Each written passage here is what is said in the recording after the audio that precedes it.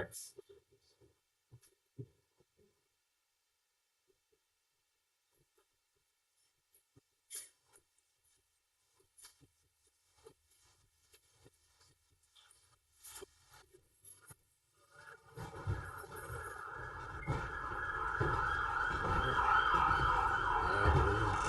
This is their way they're gonna be, right? Oh, they're gonna be explored. Okay.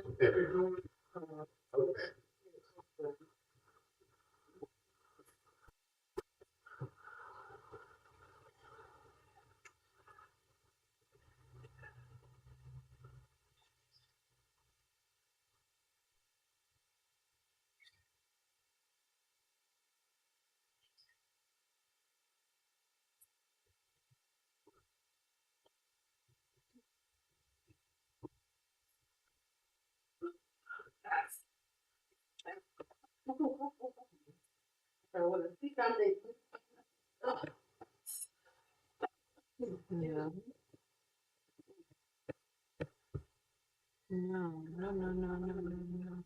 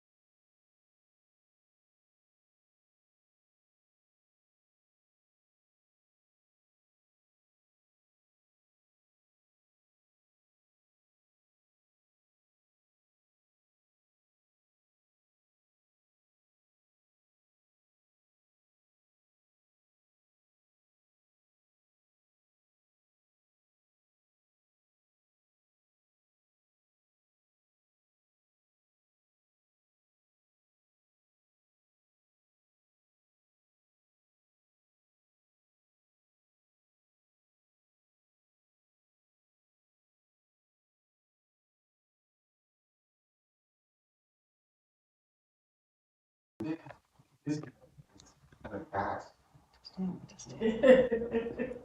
Stick with Yeah. That's what I'm that one right there. Yeah, that's one.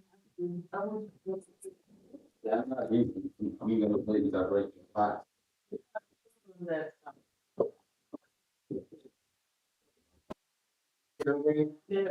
They're eating on that side. On the side. And not eating up. I know. They're having refreshments and food on that side. I don't know. Perception. And one side of it.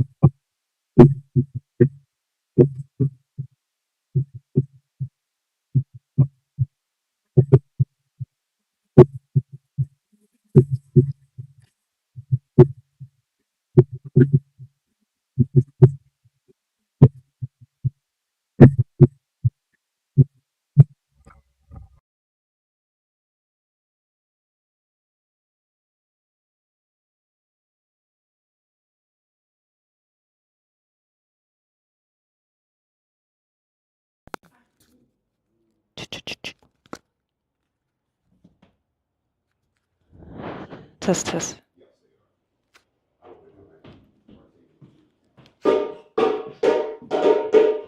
Testing. Test, test. Testing. Testing, test, test.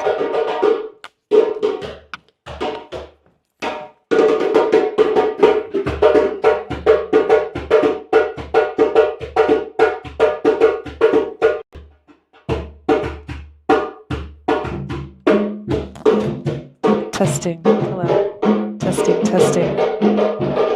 Testing. Testing. Testing.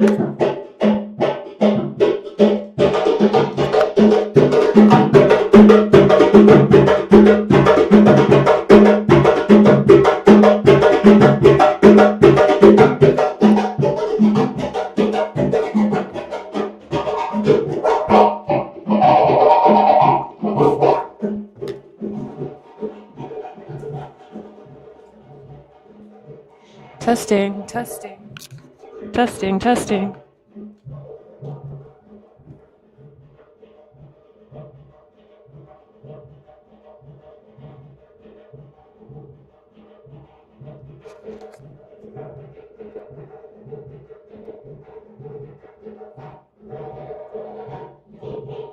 Test, test.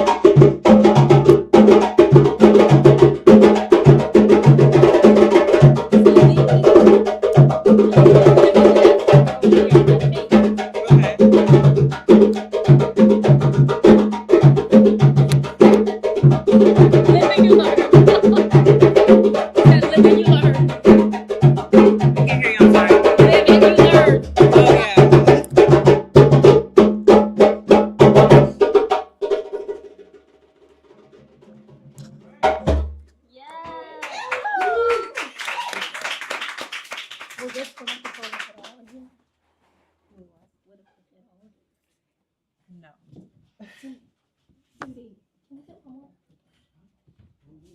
One more.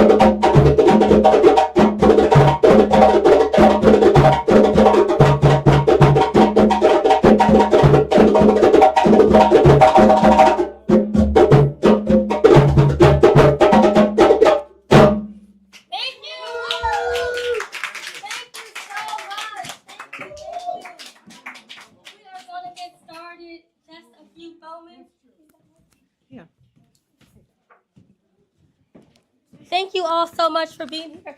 You might not be able to hear me in the room, but you can hear me online, hopefully. Our microphones I don't think they're connected to the speakers inside, but I will try to speak as loudly as I possibly can.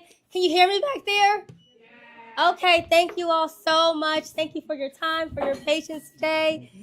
Can we get a round of hands, first of all, for our drummers? A round of applause. Thank you. Thank you so much. Good evening, everyone. I'm going to let them clear out the space. Good evening. Everyone, make your way in. There's some seats up front if you want to make your way up to the front of the room. I'm going to shut this door right here. Thank you so much. Good evening, everyone. My name is Ajere Gary, and I have the pleasure and the honor to serve as the Interim Executive Director here at the West Philadelphia Cultural Alliance, the Paul Robeson House of Museum. Yes, thank you. We're absolutely delighted that you are here with us in person, and to our virtual and live stream audience, we're so glad that you can join us today as well. Let me just get started by, again, just showing a round of applause for everybody in the room for showing up today. I know this has been rescheduled a few times, but we're excited that you are celebrating with us in honor of our Dr. Martin Luther King Jr. Tonight, we have an incredible program ahead, one that brings together art, music, reflection, and community in the spirit of remembering Dr. King's legacy and his vision. We are also honored that we have a few special guests with us this evening here. Some have left already, but we have a few guests here. First, I want to honor our West Philadelphia Cultural Alliance board members. If you're here, just give a hand or a hoot or a hello. If you're a board member from West Philadelphia Cultural Alliance, yes. We also have a few representatives who are here with us. We have Representative Rick Krajewski, if you want to make your way up here. We have Maria Cantros, who's our Chief of Staff from Councilwoman Jamie Gaultier's office. If you want to make your way up here.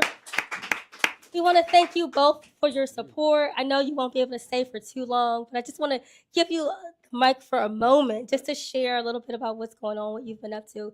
And again, thank you so much for supporting us. Sure. Thank you. Good evening, everyone. So grateful to be here. So I'm Rick Krajewski. I have the pleasure of being the state representative right here in West Philadelphia for the 188th Legislative District. This is a real honor and just a privilege for me to be here. Before I was a state rep, I was also a neighbor of the Robeson House. I just lived right over on the 4900 block of Chestnut. And when I first moved, I remember being so excited. I was like, oh my God, I cannot believe I live next to the house where Paul Robeson, right, spent the twilight years of his life. And every time I would ride by here on my bike, some of y'all usually see me on the porch. Every time I'd ride by, I would be just filled with pride that such a space is right here in our neighborhood. And so when I came on to be the state representative, and when Miss Vernoka was like, hey, I want to recognize Uncle Paul's birthday in Harrisburg, I said, let's do it.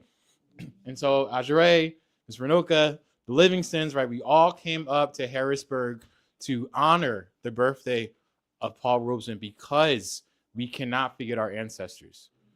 And most importantly, we cannot forget them in the halls of power. And especially, right, especially in a time where so many things are uncertain, so many things feel very chaotic. Honestly, they're in the same times that Paul Robeson, right, moved in and led in. And so we must be reminded of his values. We must be reminded of his ability to be larger than what the world said of him and thought of him.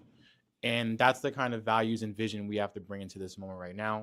So I'm just grateful to be here with y'all, to always support what you do and to always advocate for you and for Mr. Robeson in Harrisburg. So thank you. Thank you. Hi, everybody. I just wanted to greet all of you on behalf of Councilmember Gautier. She is actually currently at a panel about homelessness. So, the life of service never stops. But what I wanted to share is that she's been a proud member of the Paul Robeson board. Thank you to Ms. Vernoka and Ajare for recruiting her. And that means I am a junior member of the board and sometimes step in to help out. And the other thing I wanted to share with you all is that in addition to supporting the Paul Robeson House, we're also protecting Paul Robeson's legacy by fighting the proposed closure of the Paul Robeson High School. So we've been advocating with the school district, within city council. And if you all happen to have time on Monday at 1 p.m., come on by to the Paul Robeson High School for a press conference announcing our request that the school district build them a new building and also proposing an alternative plan for the other two proposed closures of Blankenburg and Parkway West. So, we want to fight for Paul Robeson's legacy, not just by remembering him, but also keeping it alive in young minds and young hearts by keeping the high school open. So thank you so much. And thank you for what you do. Thank you so much. Thank you both. Thank you both. Thank you. Thank you.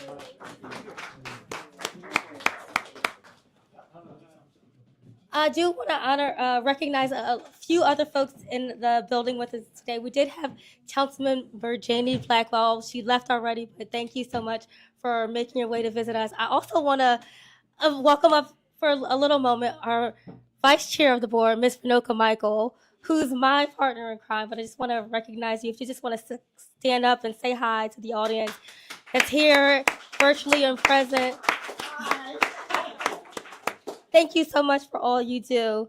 It is now my pleasure to introduce someone who truly embodies the connection between scholarship and service. And one of our lights just went out, but that means we have a drum roll ready then. For this next person that's coming up, I would like to introduce Dr. Ira Harkby, who is the director of the Netter Center for Community Partnerships and who is the chair of our board here at the West Philadelphia Cultural Alliance, and Paul Robeson House Museum. Dr. Ira Harkby. Thank you. So, You might need to. can everybody hear me? Can you hear me? Yes. All right, good. Thank you very much. Well, it's a great pleasure. Thank you, Ajare, for all you do and the tremendous work that you've accomplished and all the progress that's been made under your leadership.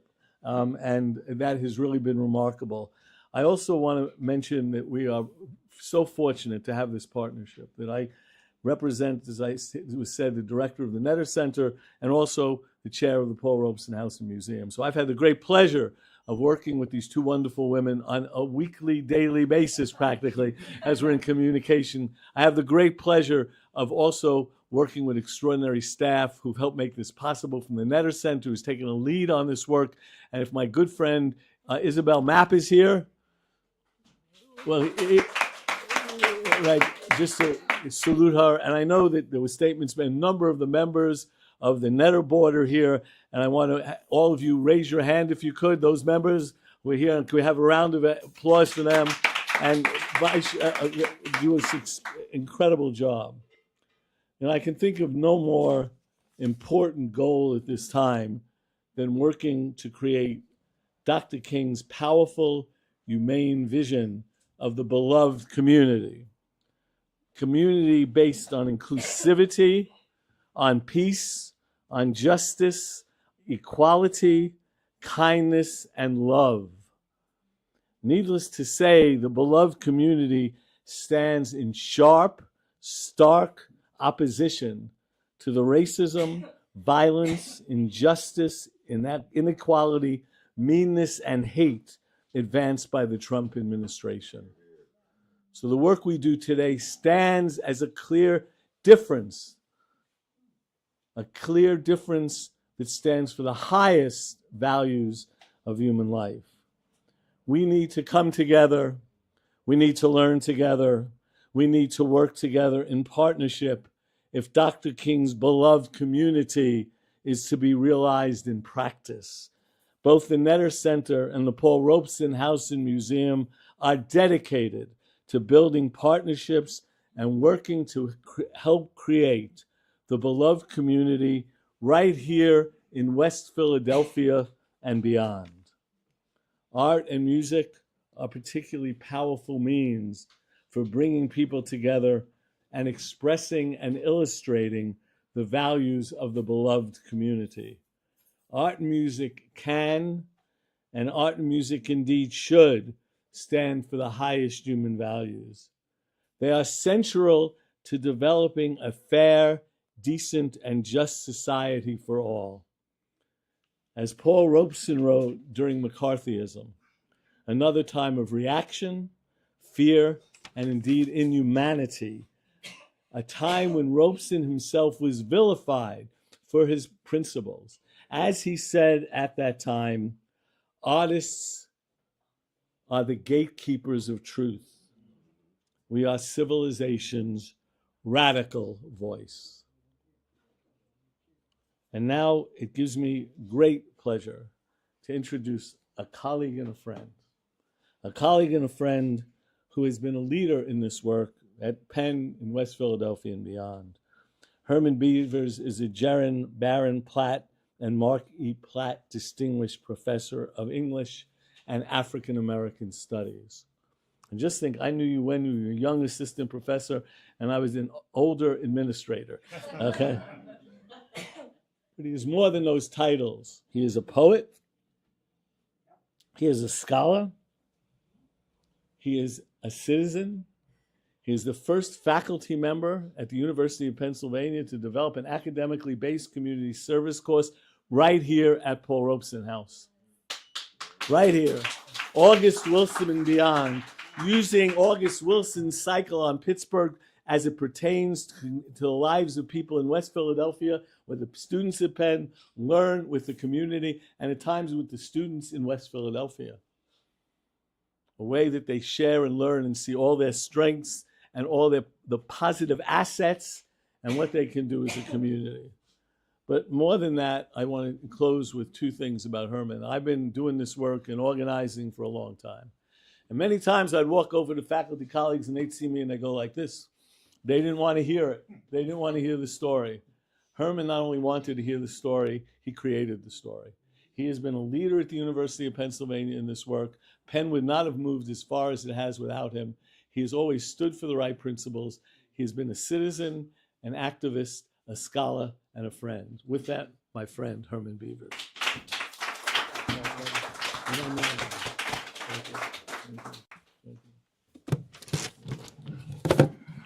Okay. Ira has a talent for exaggeration. Only true exaggeration. None of the August Wilsons could have happened, A, without my co-teacher, Susanna Berger, and B, without Vernoka Michael and her predecessor. And if it is broken, the university I work for helped break it. We see what we're doing as restoring some of the things that the university took out of West Philadelphia. Very slow process. It doesn't quite rise to the level of reparations, but it's close. And we keep doing the class. So in the fall, we will be teaching our 14th iteration of the class. We welcome West Philadelphia residents to take the class, so please do sign up and join us. And it's free. Last year, we had so many people, we had to move 3 times to find a room big enough for everybody in the class. We had 11 community members take the class in addition to the 15 students that signed up for the class. So it was a wonderful semester. I say on the first day of class, if you've never been above 40th Street or you were scared of Black people, this is not the class for you. But last year I said something a little different. Last year I said, if you've never been above 40th Street, scared of Black people, this is exactly the class for you. What we have found and what my students found last semester is that West Philadelphia is open, stands with open arms to welcome them as long as they are prepared to have dialogue and to listen. Now, my job as moderator this evening, speaking of listening, is to be seen and not heard. I'm going to introduce our participants, and I'll be posing some questions, but mostly I want to clear space for our artists to shine. Moderator's job is to make sure that the people who are on the panel are the people that you remember. If you remember me, I haven't done a good job. So our first panelist is someone that has actually taken the August Wilson class, Niall Livingston.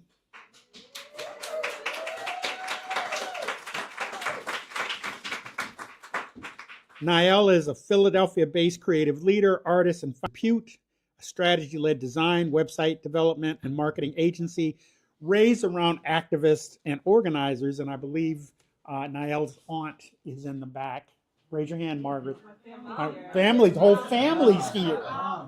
Mom is there. Hi, Mom. Family friend. So she's rooted in our community. And she's raised around activists and organizers. She learned early that creativity is a tool for influence, responsibility, and change. In 2019, Niall served as an artist in residence at the Paul Robeson House, where her work explored history and collective memory. Our next panelist is Karen Smith.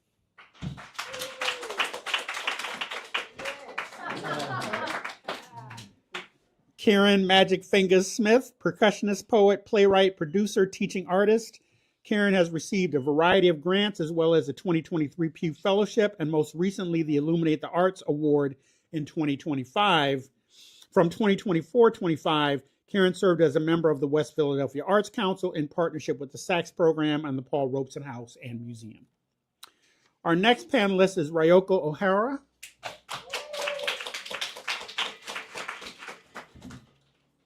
Ms. O'Hara is a seasoned music therapist and licensed professional counselor whose work centers on cultural humility, collective healing, and community empowerment. She is the creator of We Hope, Cultivating Community Harmony Through Sound and Music, a Paul Robeson House funded project grounded in the belief that sound and music can serve as tools for social connection, equity, and restorative justice. We Hope standing for wellness, empowerment, healing, opportunity, peace, and equality. And finally, Jillian Pirtle.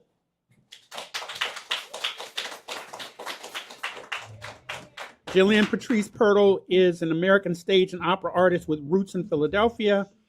She serves as CEO of the Marian Anderson Museum and Historical Society and is honored to be one of the youngest stewards of a National Historic Landmark in the United States. In 2021, she was nationally recognized with a Globie Award for National Historical Preservation. Jillian also leads the museum's programming and scholar artist initiatives and is the founder and CEO of Royal One Productions Company. And then we have one more person that is going to figure into our conversation, Isaiah Walker.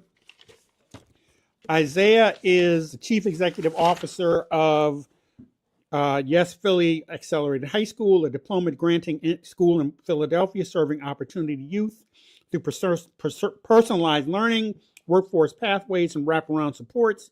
He's the co-founder and co-CEO of Our Sons Montessori, an eco-friendly, culturally rooted Montessori school focused on developing young learners and supporting BIPOC educators. He also serves as a board member of the WPCA.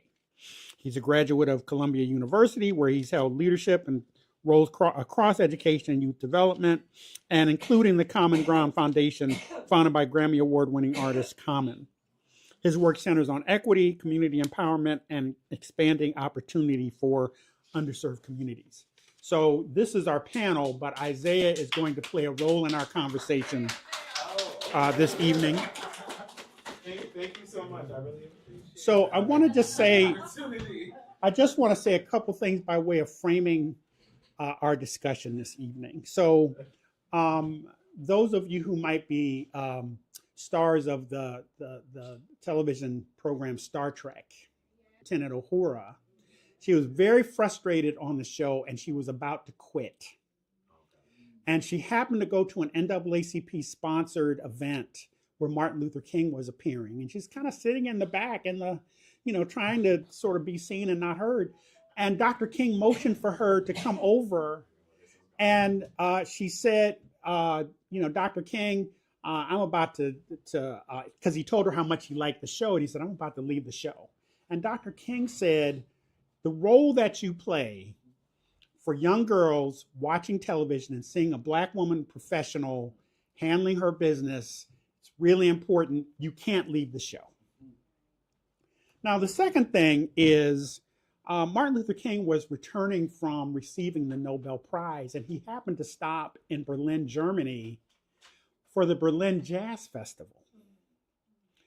And one of the things that now you sort of think he's there for the music, but Dr. Martin Luther King, Nobel Prize laureate, is in the audience. They asked him to come up and speak. He talked about the importance of jazz music as music that is democratic, small d, that's inclusive of all sorts of voices, that seeks to create and invent and reinvent itself on a constant basis. And Dr. King talked about what it meant for him to be there. Now, he's in the midst of the civil rights struggle, but he's at the Berlin Jazz Festival. So what I'm suggesting is that art and politics have always intersected in the Black community, and Black leaders have relied on artists to communicate and contextualize their message. So with that, let's begin. I want to what I think is going to happen, I'm going to ask one question and we're going to be off and running. But the question that I want to start with, and I have my journal here to write down all the brilliant things that I'm sure are going to be said while we're having this panel. What is your artistic practice, and what themes or traditions shape your artistic practice? So we'll start with Niall and move down the line. Awesome. Thank you so much. Hi, everyone. My name is Niall Livingston. I'm a practicing mural artist in Philadelphia. I've been painting and designing murals for over 20 years. I'm also a mixed media artist, ceramic, sculpture, graphic design. So the question is, what is your artistic practice, and what themes and traditions shape your practice? Some themes that shape my practice are the mundane, the everyday life. I like to draw archetypes from around neighborhoods. I like to make sure I'm including people that are on the margins that don't always get a voice in my artwork. I like to look for corner historians, people that have stories that aren't in public archives, and shine light on that. So I think that's a quick summary of my artistic practice. Hello again, Karen Smith. I actually should say I'm from Brooklyn, New York. I'm not a Philadelphian, but I've been here long enough to say, I know my way around. Turn it up. Turn it around like this. Oh, the logo. That's only live. That's live. Okay. It's the Brooklyn thing. I'm sorry. My media is overall, I'm a percussionist, but I'm also a playwright and director too. And I do a lot with what is going on, yes, in the community, but I think what we all universally have in common is we're all dealing with some form of grief. So I use my art to deal with healing and moving forward, and whatever that looks like in and self-expression, finding another way to deal with that grief, but whether it's drumming or it's writing or it's creating a quilt or whatever it is, that's what I've been doing. And I also have a project that I'm doing called Drums Not Guns, which goes into the community. It kind of started here at Robeson House a couple of years ago. We did a corner thing, and I just thought that was so powerful that the sound of the drum made people come, all kinds, and I felt that that was necessary in order to get to populations that don't necessarily come inside, is to meet them where they're at. I hope I answered the question. Okay. Hi, I'm Ryoko O'Hara. Kind of picking off on Karen's thing. Well, we've been working very close together. My background is music, and I think music is language itself, and also like a universal language. My first language being Japanese, and had to learn, but doing music along the way and coming to America and speaking in English, I had to learn that. But also music was my language too. So I was able to play in school. At that time, school had a music education. I loved it. I learned that from Japan and then continuing on. And it's a point, I think, is the community base. How can we get together? We got to look at our own community, not far away, just where we are. And I think that's the important part. Thank you. Good evening. My expression has always been the stage, whether it is through live performance of theater, whether it is in operatic Broadway performance, if it is live concerting. That's always been my expression, to give off the gift that I've been given to the people, to people.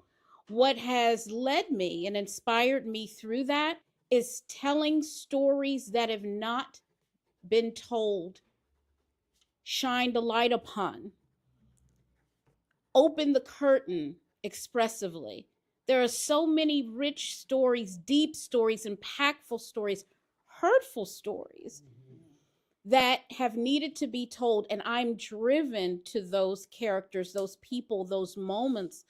And within that, women's stories, women's lives. All too often, art is written in a medium for male dominance. And women's expression of their stories within that, whether it is through composing and songs, or if it is theater pieces, Broadway pieces. How many theater pieces do you know that actually focus the entire show on a woman's story in life? Not many. Operas, especially, extremely male dominated characteristics. So I'm always drawn to what a woman's story is and putting it out there, and then the untold stories. And there's so much power in that. There's so much healing in that for our communities. And I love the fact that in these moments, these pockets, these times, we can give something that the people in the community have never had. And that to me is my blessing. Y'all want me to go after that? You did that on purpose. So originally, panel, I would say my name is Isaiah Walker, and I would also say something that you said resonated with me the most. Particularly, I'm reading this book, Bettina Love, and in chapter 5, she talks about joy, but in chapter 6, there's a difference between joy and wellness, right? And what you talked about specifically in this moment was music being self-expression through art. You were able to articulate your emotions and your feelings through music. I'm gonna get you together. And for me, I'm not necessarily a visual artist, or do I paint? Can I sing? I sing. I can't sing. I have 2 left feet. But my artistry is in strategy and program development. And so I think about how can I take this nonprofit, this school, this agency, reentry, housing insecurity, food insecurity, and wrap it around and create a system.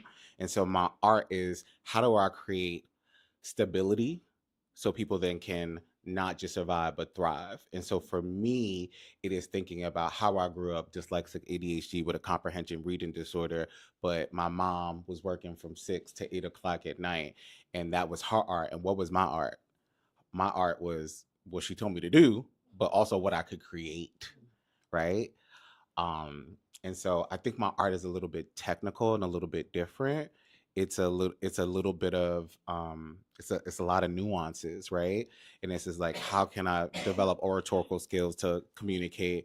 How can I leverage stakeholders? How can I build human capital and cultural currency? Then also, how can I give that back? And then how can I just take what you said and pass it to the next person? And so my art looks a little bit different, and I pride myself on being in spaces like this because the first things I learned was Langston Hughes' Mother to Son, Crystal Stair, Carpet on the Floor, James Baldwin, My Dungeon Shook, The Fire Next Time, reading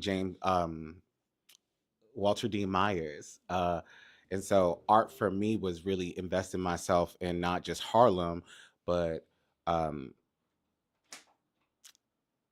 Zora Neale Hurston, Bruce Nugent, Langston Hughes, the being in Harlem from the Harlem Renaissance. So I just saw it, I felt it, I lived it, I walked it.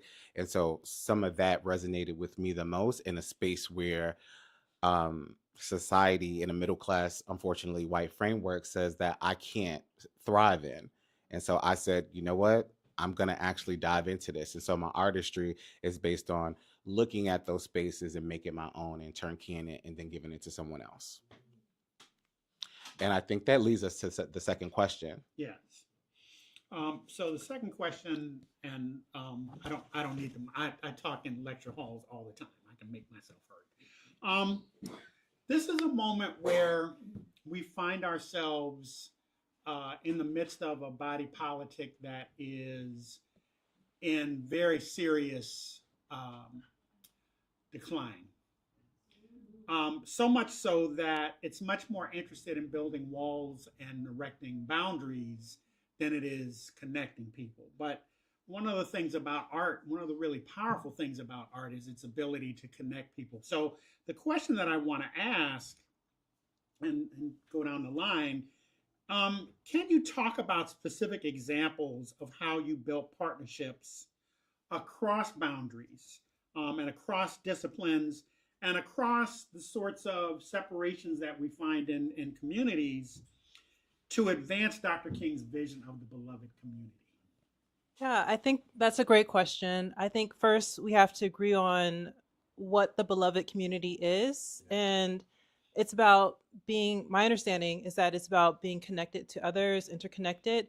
It's about understanding that it's not man against man, but man against ignorance or man against hate or man against feeling excluded. So we have to understand that as we're harming other people, in a way, we're also harming ourselves. So when it comes to the beloved community, he also was nonviolent. Something that comes to mind when it comes to art is one of my early inspirations in life. My dad had a large album cover or album collection. And I remember in the 90s seeing Rage Against the Machine, which is an album cover that has a nun on fire.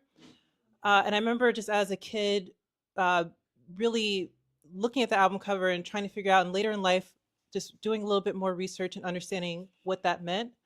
And there was a protest against not just the Vietnam War, but just against harm to other human beings.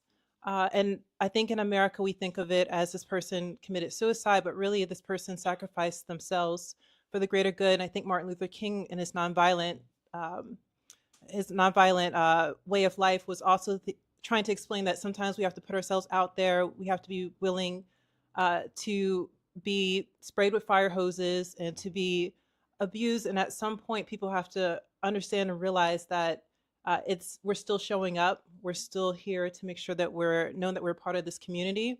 And when it comes to really specific examples in my particular art practice, I'm thinking of the ballroom mural that I worked on at 13th and Spruce Street, which shows people that are on the margins of society. These are people that are queer, that have been kicked out of their homes, that have created their own families, and that don't always get fanfare.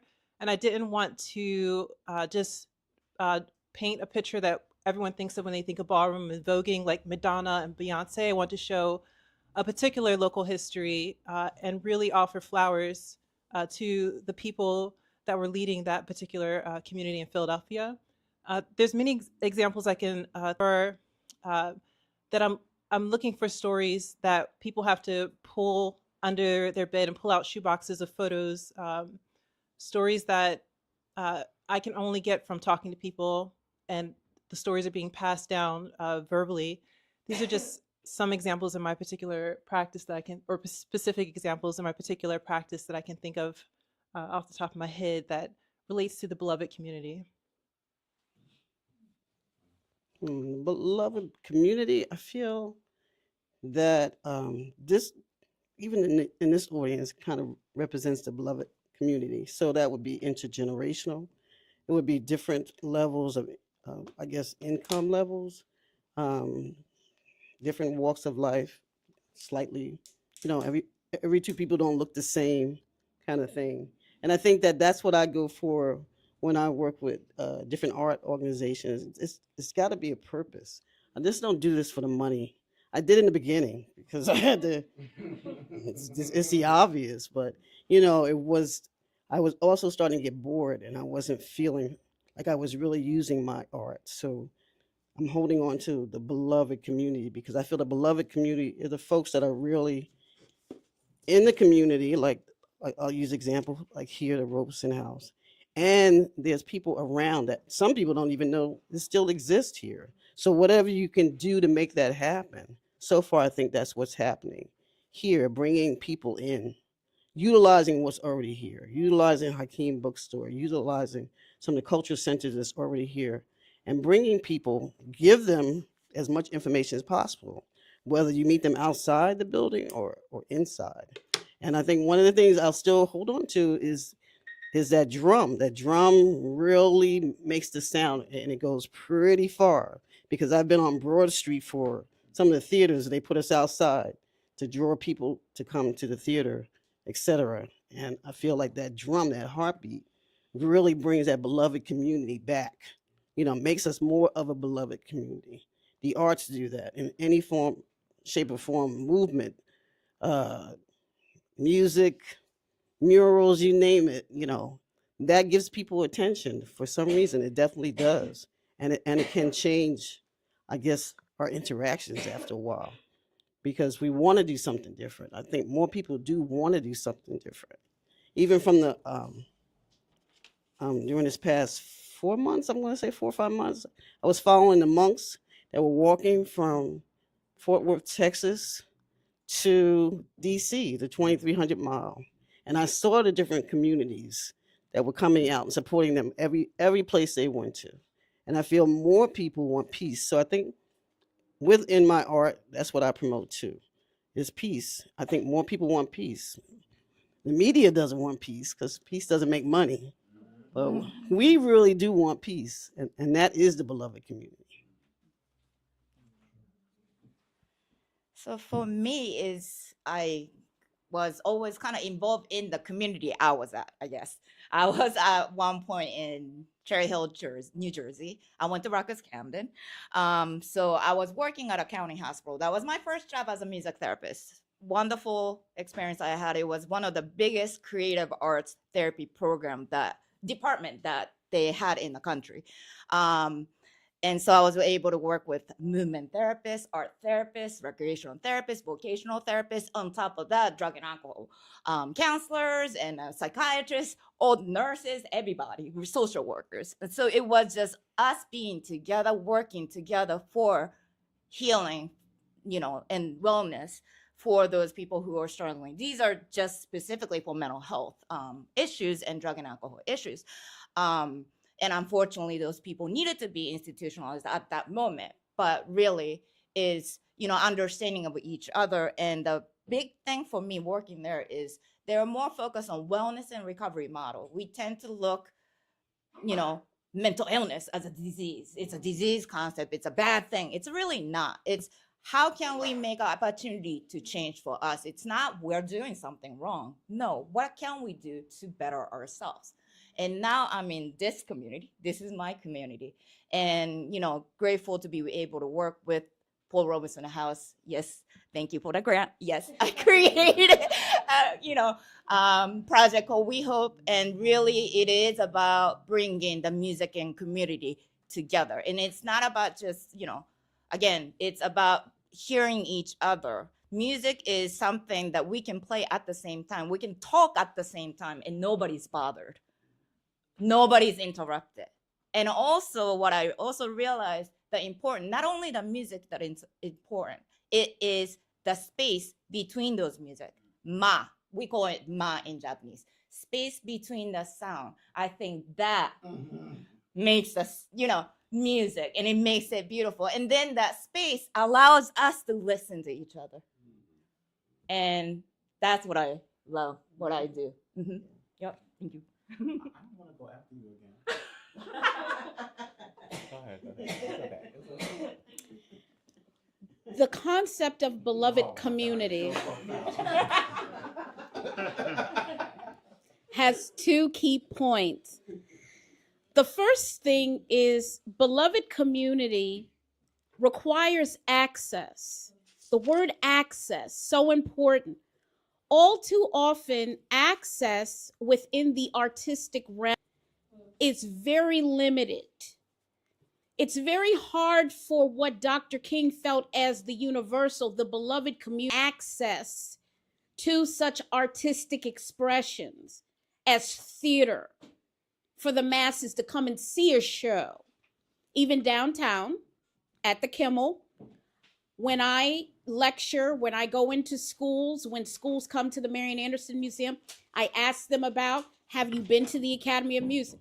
Have you been to see the ballet? Have you been to the Kimmel Center? Most of them do not raise their hand. That's an access problem. When I ask about, have you gone to a concert? Have you heard artists perform? In the days of Constance Clayton, we did not miss opportunities to go to concerts in Center City. We went to see the ballet. We went to see theater shows. It was a part of the fabric of who we were given access to. You want the beloved community to be exposed and thrive, you have to give access. The arts shouldn't just be for the rich and the well-connected. It should be for all. And Dr. King was a really good example of how the arts will lead the beloved community into a new thought, a new concept, a new movement, a new moment. It was the arts that led the movement from 1946 until the end of what would be considered the original path of the civil rights movement. It was arts. It was artists in every medium that did that. And I think if we are clear-minded as artists for what we want to do, we can move mountains again, just like they did through artistic expression. They want to take over a building that was dedicated to the arts. We move into a new building. We move into the streets. We move any and everywhere to get the art out. And then we give the access so that everybody can experience the art. It shouldn't just be for those in the ivory tower. That's never how Dr. King or the other artists intended it to be. Art is best served when we all get a slice.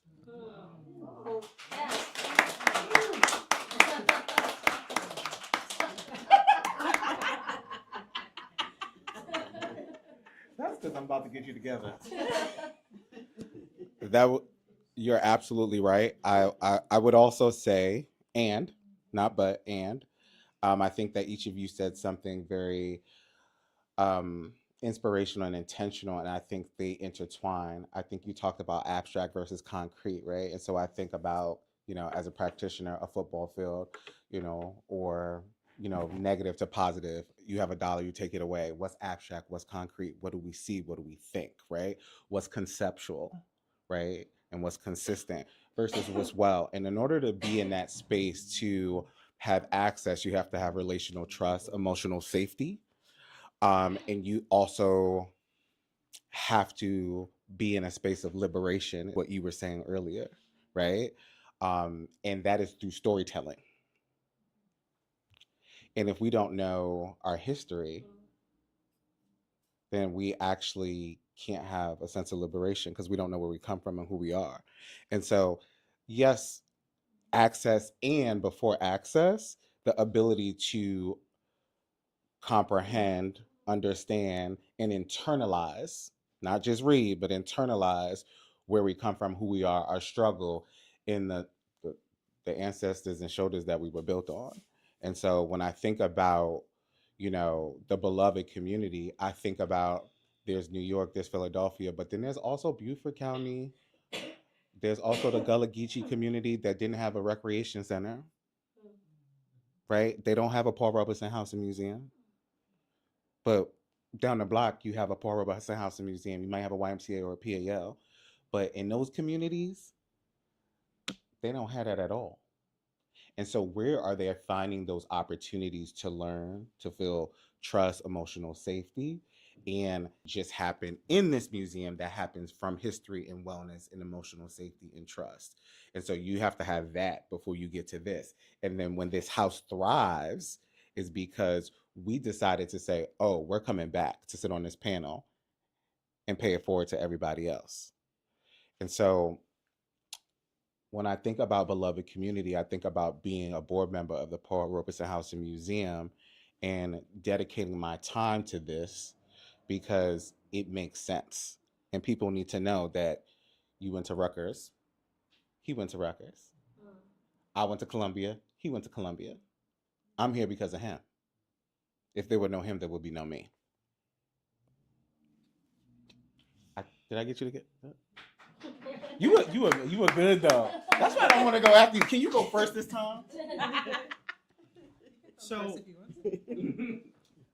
we don't want to run overtime, so I'm going to jump to the last question, and please do feel free to elaborate and improvise and riff in any way that you want.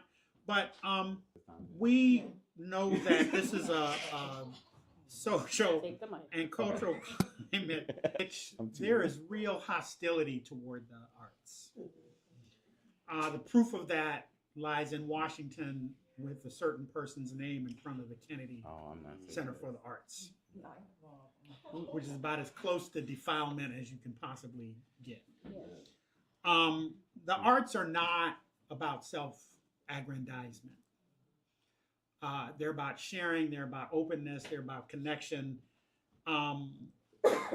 Artists are the lens through which we are able to see. So my last question, what role do you believe artists and cultural institutions like the Paul Robeson House and Museum play in sustaining movements for equity, dignity, social justice, and collective liberation? I'll keep this short and sweet and to the point. I think everybody in this space is art. I think the reason why people are scared of art is because there's no rubric. Art is a form of self-expression, and they can't measure it, and so they are trying to take it off the shelves. I am art. We all are art in different ways, shapes, or forms, in different capacities. The way this panel has shown up is beautiful, and I'm particularly impressed. But some people are not impressed. They're actually just scared. And people are scared of what they don't know and don't understand. And so they will take it off the shelf. And so for me, what I think art is something that you can't obtain. There is a science in everything. And when you get really, really, really good at it, you throw some sauce in it and it becomes art. And people are scared of that. Art is power. Art changes everything. It's like water when it enters a space and it moves and it changes this. A perfect example that will tie this in here in Philadelphia. Philadelphia is such a powerful place, even artistically, because creation here inspires change, life, history, and movement. Dr. Charles Albert Tindley is known as the grandfather of gospel music. He wrote over 55 hymns here in Philadelphia at historic Tindley Temple United Methodist Church. He would write a hymn called I'll Overcome Someday. It would be that Thomas A. Dorsey would come to Philadelphia for his choir convention that he created from Chicago. He heard Reverend Tindley play on the Muller organ, I'll Overcome Someday. He would then play that piece for Mahalia Jackson. Mahalia Jackson would go and take it to a church service where Dr. King was speaking.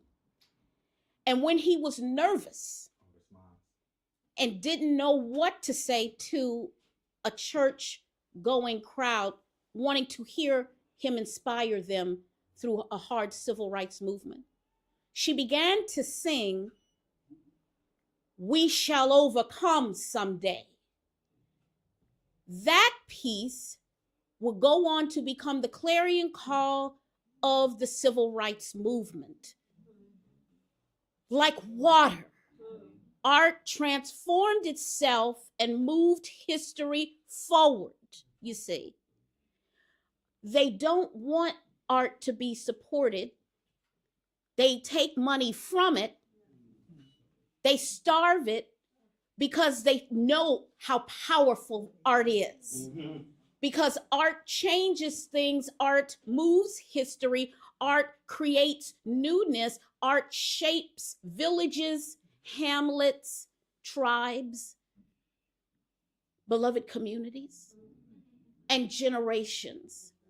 So we have to do what Reverend Tindley, what the drummers of the Senegalese people did when they were transferring over into a new land. What Martha and the Vandellas and the OJs and everybody else who were writing and performing for change need to do. We need to write, we need to create, we need to deliver.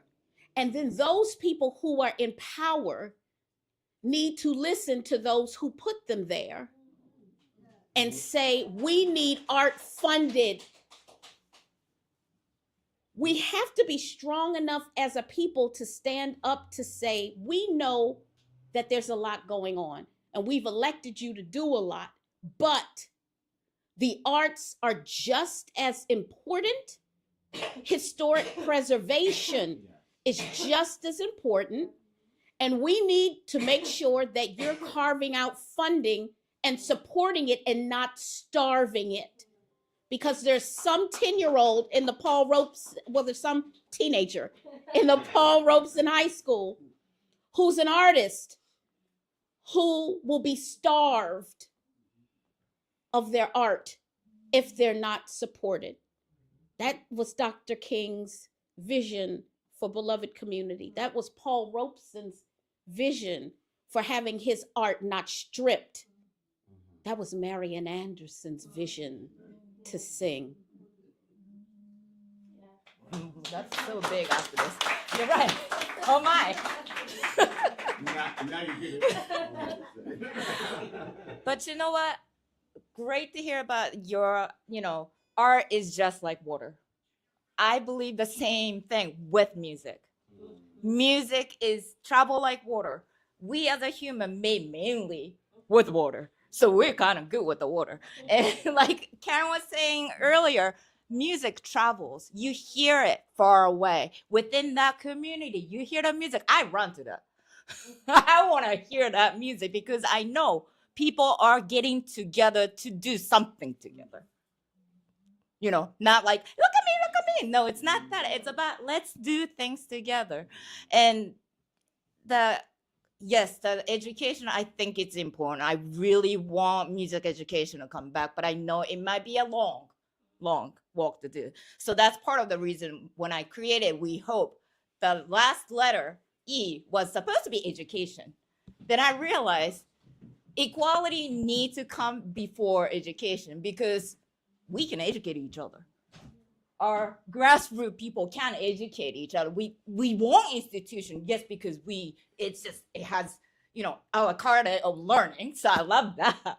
But, it might take a while to get that music come back into education, in high school, middle school, elementary school, things like that. But community-based music, I think we can do that. I go to the Rotunda. It's part of UPenn campus. 40th and Market. 40th and Walnut. Every Wednesday, we meet 12 to 2, adults like us. Bring your own instruments. Let's make music together. And that's what I do every week. Why? Because that's my music therapy. It's not just my expression, but I can connect with the community. And I think that's what I want to continue doing. And Karen invites me to a lot of great stuff. We have done, what is that called? Here in Philadelphia. Remember in City Hall?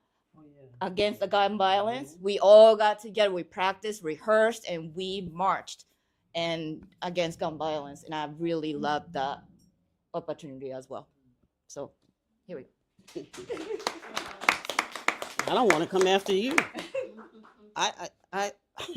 I know if there's fear involved, I know that there's a reason that you're doing something right. I know when there's some form of, got to get rid of, I know you're doing it right. So I'm not worried about the arts disappearing because it's impossible first to make it disappear. You can definitely put it out there, take this, that, and the other. But it's kind of like the Wizard of Oz / The Wiz, is that, everybody thought that this guy that's sitting behind this big wall could do X, Y, Z. And, they didn't have a heart, they didn't have a brain, they didn't have X, whatever. And they had it. And like the arts, you have it. It's innate. You can't get rid of it. You can people can die, etc. But the art itself, whatever it is, will live and live beyond time. It's here to stay. So it doesn't need a building. It doesn't need, I'm going to say the F word, funding, because you can still do it. You can do it with pennies. You can do it for free. You can do the people getting together, etc. It can be wherever it needs to be. Yes, not to take it out that you don't need funding at all. Once you have established a building, etc. Yes, but I just feel like, I know what I'm doing, just being me, who I am. It's going to be it's a rough road. It shows for centuries. It's centuries old. It's not like what's happening now is something new. So I think that, the self-expression is so important. That's what I'm going to keep focusing on.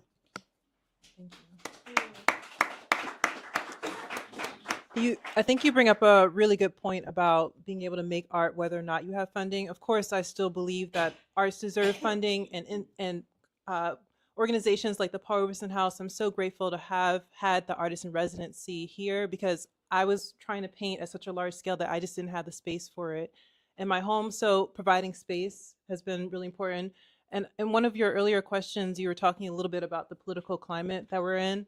I want to touch on that a little bit too, because one of Martin Luther King's most famous quotes, and I'm going to say it in my own words, but he talks about the moral arc of the universe being very long, but despite that, is still leaning in favor of justice. And I strongly believe that I listened to Martin Luther King's I Have a Dream speech as an adult, which is different from listening to it as a kid. And he talks about time and how time is not neutral, but we have to push time in a positive direction that we want to go in. We can't say that we're in a tough political climate and then just leave it at that, think that we'll get into a different place. We have to put an effort out there to make sure that we're pushing it in a positive place, because there are other people that are pushing it into a negative place. So I think when it comes to institutions and art, we have to continue to put things out there, whether or not we have funding. Earlier in my career, when I first graduated from college, I had a really hard time finding a job. And so I just walked to local hardware stores, barbershops, hair salons, and I just asked for donations of supplies and worked on volunteer mural projects. So there's still art that you can do and create, whether or not you have the right kind of support. A lot of people are taking down their DEI statements. They're losing their jobs. They're losing funding. But we can still focus on our local community and the people that are of support to us, and organizations that are still supporting us in times and moments like this. Can I just, Okay. say one thing? What you said was so powerful. It's like the moral arc of the universe bends towards justice. And so it's like people, community, courage, beloved community. This is exactly what this is all about. And that is politics and art. That is how we lead and how we communicate effectively. You just like nailed it, the whole thing. Okay, so we have time for a couple of questions. I'm going to walk the microphone back so you need to raise your hand. And with this light in my my face, I got to move over here. So is there a question?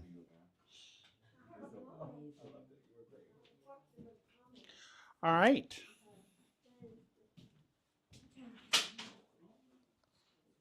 So my daughter is a choreographer, and she was in Philly. She did a lot of work and on TV, everything.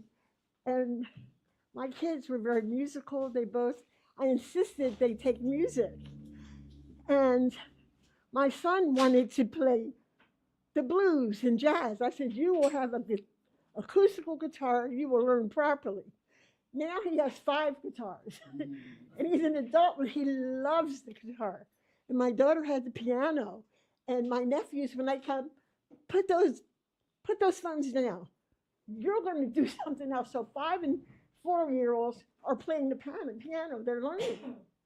So I go to the opera. My friends used to say, oh my God, you like the opera? I love it. I'm very, my tastes are very eclectic.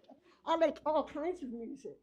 So all I'm saying is this was fabulous.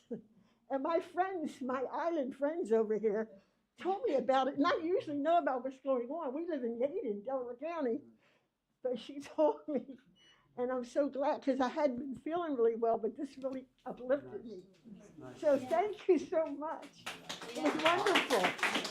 And I love jazz, too. Are there other questions? Hi, folks. So at the top of the program, I mentioned that I'm here representing the Council Office of Councilmember Jamie Gaudier.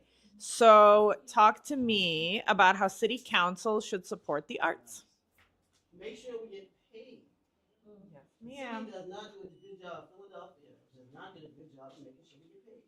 They give us contracts. I'm speaking personally too. They give us contracts. They said in the contract, whatever you sign, you get paid in 4 weeks, 6 weeks, whatever it is, and then they still don't pay you. And that 30 is. And that's terrible. And they have taken over the budget of the libraries, which I've done a lot of work with, and they messed it up because now we really don't get paid. You know, they take forever to get paid. So if anybody can do anything about that, it's like, I mean, I don't know why it takes so long to get paid. In this day and time, I still don't understand why it takes so long to get paid. Wow. I'm not talking about like a couple of weeks. I'm still waiting for a check.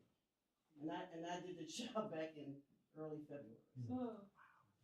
I would say understanding the importance and impact. We just had a parent stand up that talked about 4 or 5, 10-year-olds that talked about tapping into skill sets, literacy through art, self-expression. Imagine if a child can tap into a skill set of art, right? A way of learning differently, their own way, in a joyous way.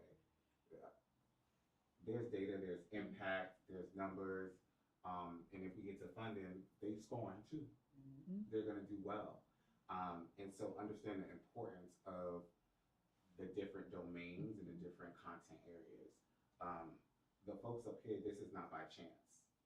Like the fact that you were a resident artist, you're a painter, and you just quoted Dr. Martin Luther King, like beloved community, talking about courage. That was literacy at its best. And so if children can tap into that, the sky is the limit. And so I really think understanding not just that art is self-expression, but it is literacy, it is a level of deep internalization. I think if, folks can do the data and understand the impact of that, they will see the benefit, and then that will correlate to the funding. I think it's so important for City Council to understand that when you're working on the budget and you're carving out space for arts and culture in Philadelphia, it's not just about a significant portion or the lion's share going to entities like the Philadelphia Museum of Art and the huge cultural arts center names that are getting large slices of the budget every year. I'm not knocking them. They're part of my foundation of growing up in Philadelphia. However, a youngster or a family in the beloved community shouldn't just have to rely on the option of going to the Philadelphia Museum of Art or one of those big institutions to get a cultural experience, an artistic experience, a historic experience. Absolutely. The beloved community should be able to go into the beloved community and visit the Marian Anderson Museum, visit the Paul Robeson House, visit the Colored Girls Museum, get a concert performance, a show, a museum tour, a lecture, any and everything, and they should be able to receive the same amount of funding or a significant amount of funding, just like those big institutions. It is maddening every year that we get told, oh, we're working on it, and then they go in that little room up there in City Hall, and they're in there at that big table at 11 o'clock at night, 12 o'clock at night, when they come out at 2 o'clock in the morning. Meaningful cultural arts institutions who are relying on them and counting on them receive a phone call after we chase them when we don't hear from them after they come out that room, and we're told, oh, I'm sorry, we just had to take the name off the list, there were so many others. That's devastating when you're relying on it. Conversations and so many this and so many that. You can't be satisfied with saying, oh, didn't we give you this last year? Didn't you give? the Philadelphia Art Museum this last year? Didn't you give this big institution this and that? That's a slap in the face to the beloved community. You have to be accountable for saying, this is my district, and I'm going to do what I can to make sure they have something to sustain them so that my beloved community can come in there and can see and do. Because the other alternative is not sufficient. It's not enough. It's not fair. What are you really saying? So we know that she's working very hard. I'm just saying, if you could take that back. Absolutely. And run it back for all of them. So they all understand. Because they all get in that room. And once they get in that room. Yep. Yeah. What I hear you saying is funding, not for a year, over 4 years, Yeah. so we can see the impact and growth of it over time as We well. we don't even get that far. Sometimes I'm they just tell. trying to push the needle. We in front of it. We got it right here. Go ahead, go get it. Sometimes you get told that, and then other times it falls right off. So there could be meaningful organizations that might get support from council 1 year, and then they're starved for 2.5 years or 3 years, and they're still being reminded, well, didn't I give you, that was 3 years ago. That was 2 years ago. And you can't measure it. That was 1 year ago. Like, yeah, exactly. There has to be a commitment, just like there's a commitment to youth for gun violence, for food insecurity, for homelessness, for all of it. Because I promise you, there are young people, there are beloved community out there who their lives will be saved. They will be inspired by coming and seeing this man's story. So it's a must. Thank you so much. And I personally welcome the passion and anything y'all have to share. So I invite you all to keep lobbying us. We will lobby for you, and come through to City Hall sometime. We're in room 316 and would love to keep talking. So thank you so much. So, okay, so this has been a great time together. One of the things that I want to leave you with, one of Philadelphia's strengths, and the August Wilson class has really taught me this, but there are other circumstances that have really affirmed this. Philadelphia is not like New York or Washington, where they have really intricate artist and art administration apparatuses that are way up in the sky. And so people who are in small community organizations have no access, I mean, to your point of access, have no access to that. Philadelphia, a lot of stuff happens close to the ground.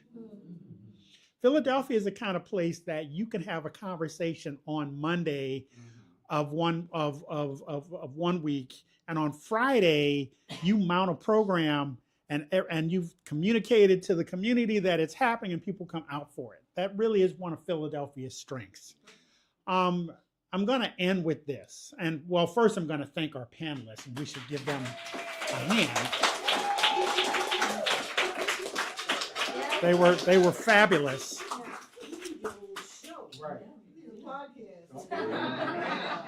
Toni Morrison, in her 10th novel, has come out of the mouth of a woman who's illiterate, uneducated, lives in 1950s Jim Crow Georgia. And she says to a young woman, and I really hope we take this with us, somewhere inside you is that free person I'm talking about. Locate that person and do some good in the world. Thanks for coming out tonight, and we'll see you. Thank you. Thank you so much for all of Thank you so much to our panelists.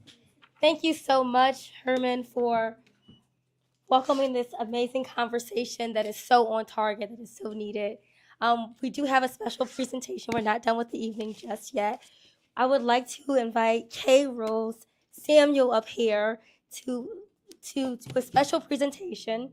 I'll just share a little bit about Kay Rose. A lot of folks have heard of her already, but for those in the audience who don't know this dynamic powerhouse woman, she is a servant leader, licensed and ordained gospel minister, orator, artist, prose writer, and winning children's public speaking competition coach.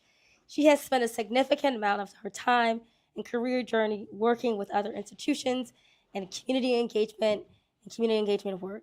They include the United Way of Southeastern Pennsylvania, the City of Philadelphia Mayor's Office of Community Service, Empowerment Zone, the Pennsylvania State Legislature, and the University of Pennsylvania, where she has a 20-year and counting, listen to this, 20-year and counting tenure as an advisory board member to the Netter Center for Community Partnerships.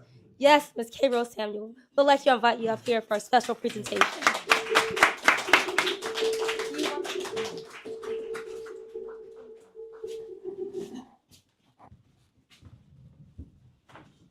Indeed, I am quite excited. I'm too excited, so I had to bring myself down. But here's the truth. 10 years ago, I was walking the street and I was observing the homeless folk. And I said to myself, you know, there's an artist there, right?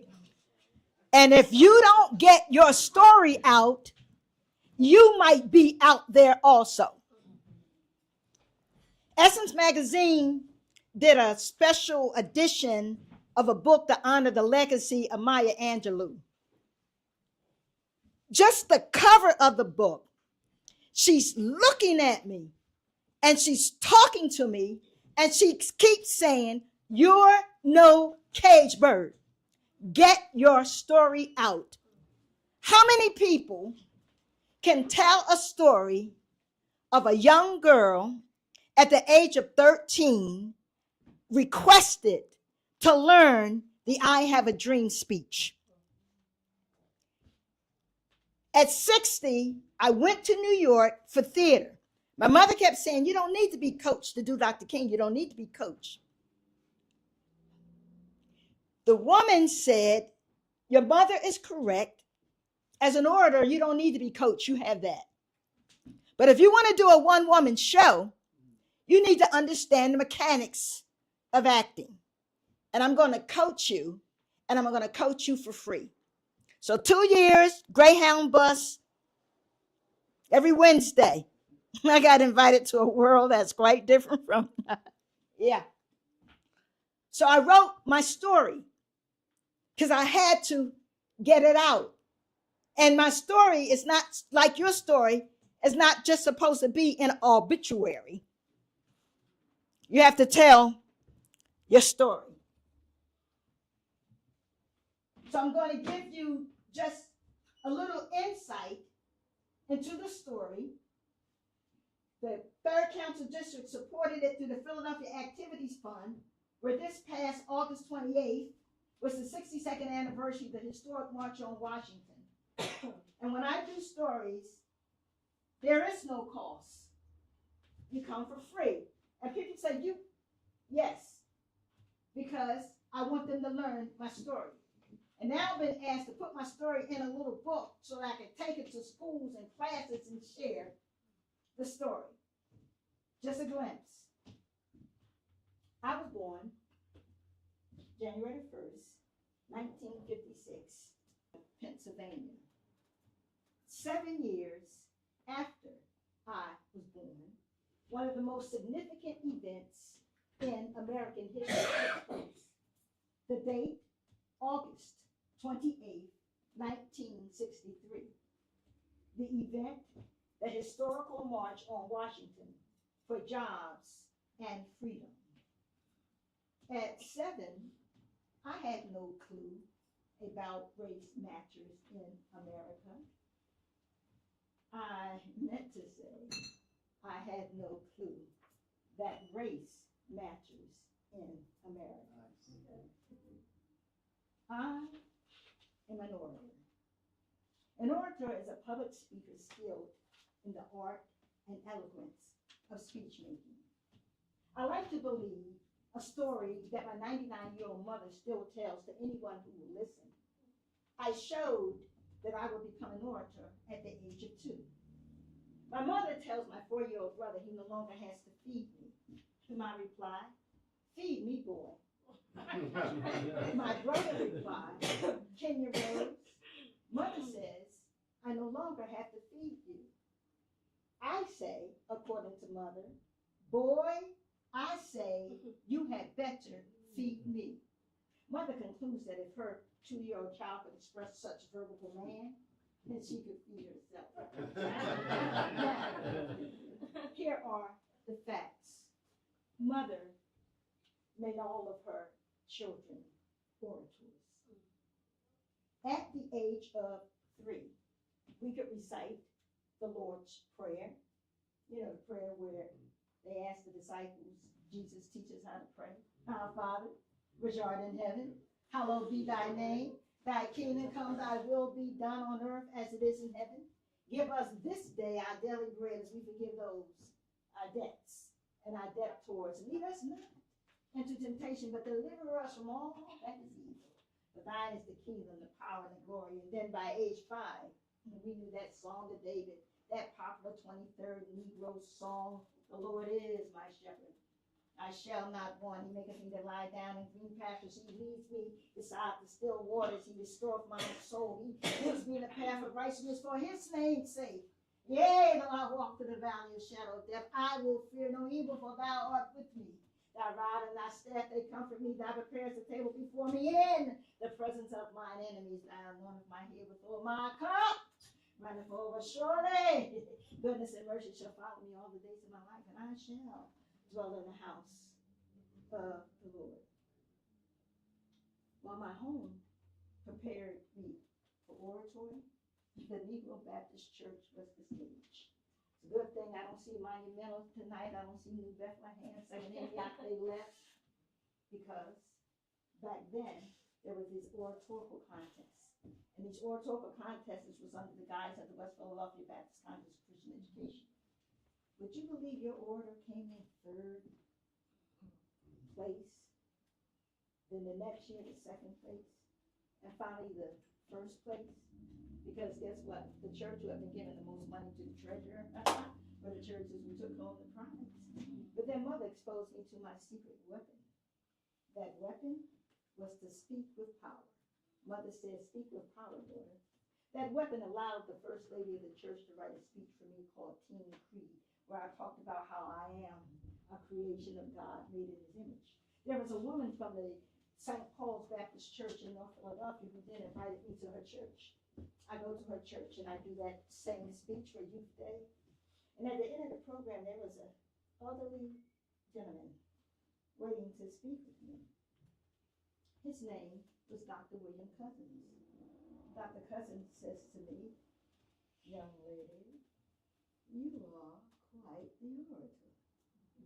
Do you know I Have a Dream by Dr. Martin Luther King Jr.? No, I do not, sir. If I buy the album for you, would you learn it? I've been with Dr. King since the age of 13. I've said the I Have a Dream speech so many times, I really did. I almost thought I wrote it. I was even introduced at times as the next voice you hear will be that of Dr. Martin Luther King Jr. Now here's the truth. I could never sound like Dr. Martin Luther King Jr. But the reality was, how I sounded was how Dr. King would have sounded had he been a woman. Out of the many things that Dr. King has left with us, folks talk about who he is and what he represented.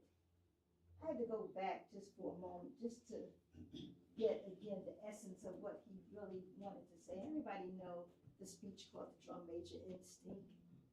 You know, the need for the drum major to be out front. He reminded us that all of us could serve, and that's where greatness lies. and all of us being able to serve, that your adjective and your verb need not agree to serve, right? You didn't need a degree to serve. You didn't need this high level of education to serve. All of us could serve to be great. And plus, he did not want to diminish the fact that the drum major incense was necessary. It was needed because people do have to leave. But Dr. King, in essence, really said, remembering who he was, he actually pulled from a song, an old hymn, not that old because it was written in 1945 by a woman by the name of Alma Basil. And the song simply said, and this is how Dr. King shared in his own written eulogy of his own life. If I can help somebody as I pass along, if I can cheer somebody with a word or a song, if I can show somebody he's traveling wrong, then my living will not be in vain. If I can do my duty as a Christian ought, if I can spread salvation to a world once wrought, if I can take the message that the Master taught, then my living will not be in vain. God bless you.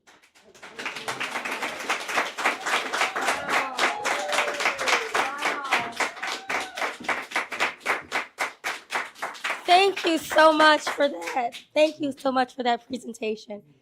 Thank you. Another round of applause. Wow. Wow. Thank you so much for this presentation. We are coming to the end of our program this evening. Thank you all for attending, our virtual audience, our in-person audience. Before we close, I do want to briefly honor some people, some folks who have made it possible tonight, and just recognize what makes tonight just very special.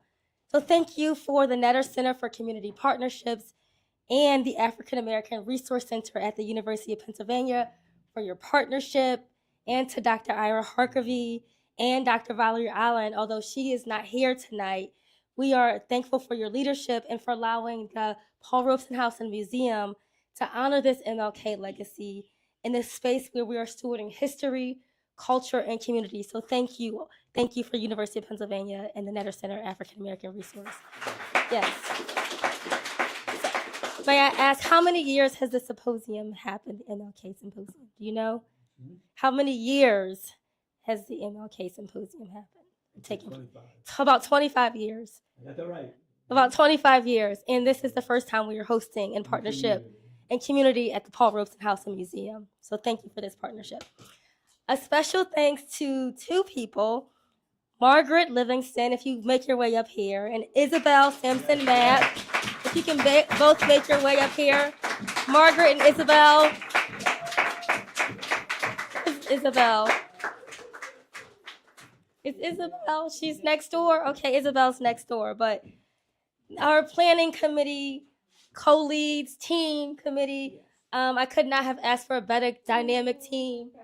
So thank you, Margaret. Thank you. We've worked very, very hard. And it was because of this committee and this team that made this evening very possible. So thank you, Margaret. Thank you. Thank you. We do have a few folks that we want to recognize who wasn't here earlier, but we talked about, what beloved community looks like. We talked about our young people, engaging community. I do want to ask someone to come up to say just a few words. Isabel, come up here, Isabel, for a second. Yes, Isabel.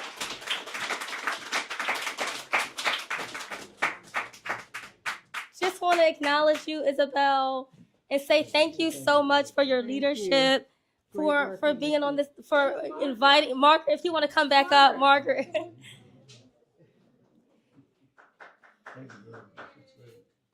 Thank you, Isabel. It's because of Isabel, actually, that she saw the vision here to invite the Paul Robeson House and Museum to the fold, to the community of this tradition. So we are so grateful for you for partnering with us for this evening. And looking forward to doing it again. Yes, looking forward to doing it again. Let me just say that Margaret and Ajere were an absolute pleasure to work with, and I think we have a real partnership here. I think and we're destined to do great things. Yes, thank you so much. Thank you.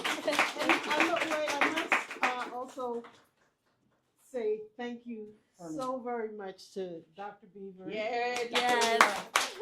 Wonderful to have you. Thank you so much. Thank you. Thank you so much, ladies. I do want to invite someone else up to just say a few words. It's because we are talking about community. We are talking about it. Just one person. We want to invite Richard Gordon up. Just if you could just take, who is the former principal of the Paul Robeson High School, who's our current assistant superintendent at the School District of Philadelphia. So we're just honored for your presence here, and Annetta Center board member. So we just want to just welcome you to the space and just say a quick word. Well, I wasn't supposed to say anything, but it's playing the background. Good evening, everyone. My name is Richard Gordon. I'm the former principal of Paul Robeson High School. So the idea around Paul Robeson, I'm also a 2019 MLK Community Award winner through the University of Pennsylvania as well.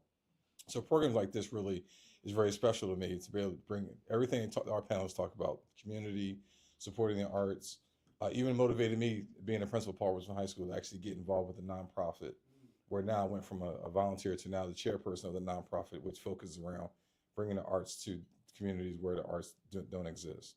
So I just want to thank all of you for coming out and actually supporting this opportunity for us to come together as a community. You heard a lot of words today about that unifying spirit of being able to bring those opportunities and use those opportunities to allow students, young people, but also the community itself to be able to express itself in a way where we can move things, not just politically, but also make sure that we better the lives of all individuals that are part of the communities that we live in each and every day. So thank you. I wasn't supposed to say anything today. I was playing in the background. I was trying to be quiet in the back, but I'm always here to support anytime, that the Robeson House calls and invites me to anything. My fellow Netta Center board members, Auntie V calls me, I'm going to be here. So thank you for this opportunity. Thank you so much. Thank you. Yes. So we would be remiss if we didn't call Isaiah Walker up and to say thank you so much. Thank you, Isaiah. Come on up. Thank you, Val.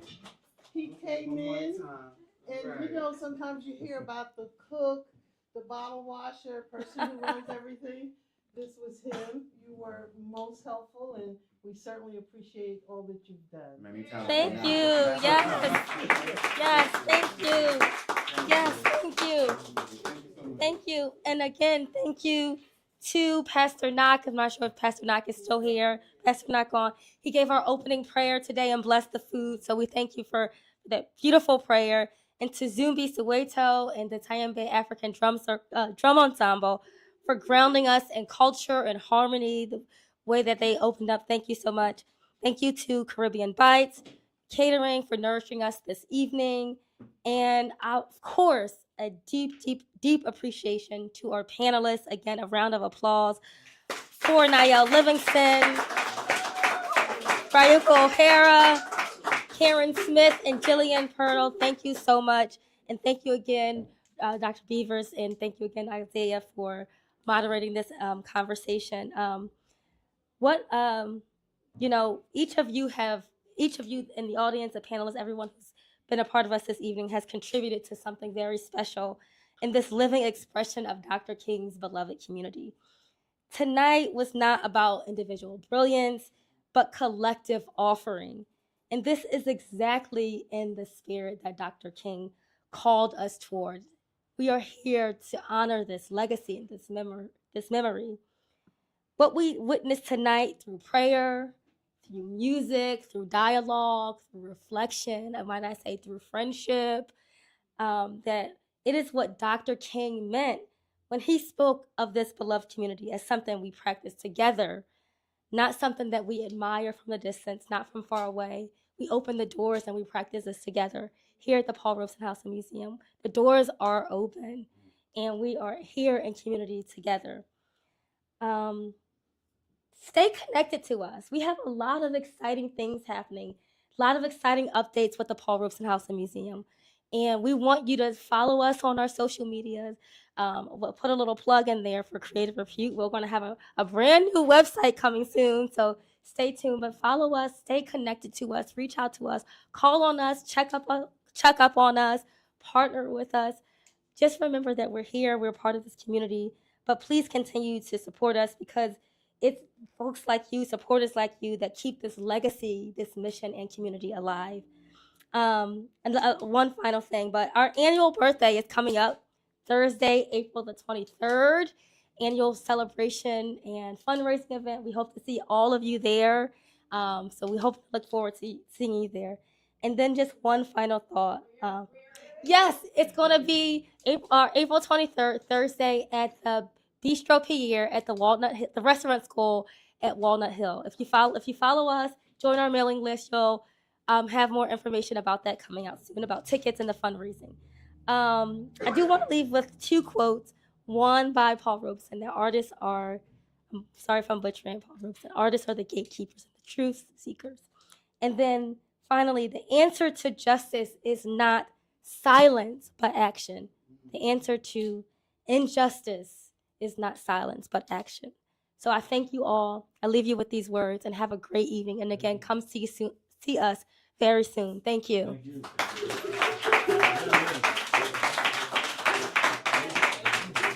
Thank you. Terrific. Very good. If our panelists could stay for a photo, I'm going to invite all of our panelists. We can stay up for a photo. Sure. Yes. Thank you, Mr. Mohammed. Thank you so much. Thank you so much. I can't really speak, but come on, can I get a photo? Yeah, we're going to take a photo.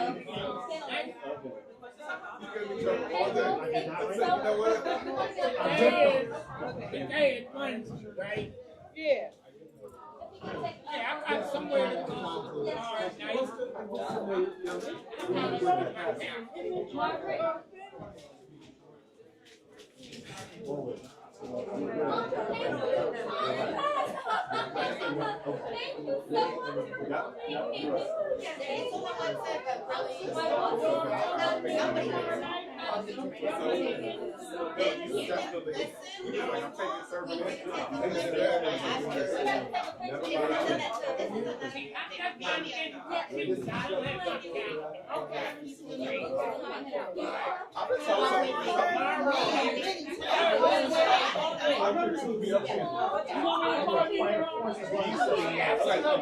Meeting with some people, learning, and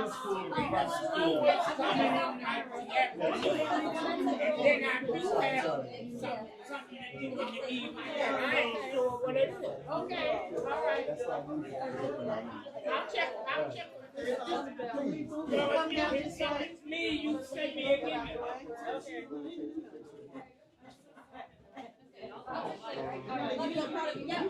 Are you ready? Yeah.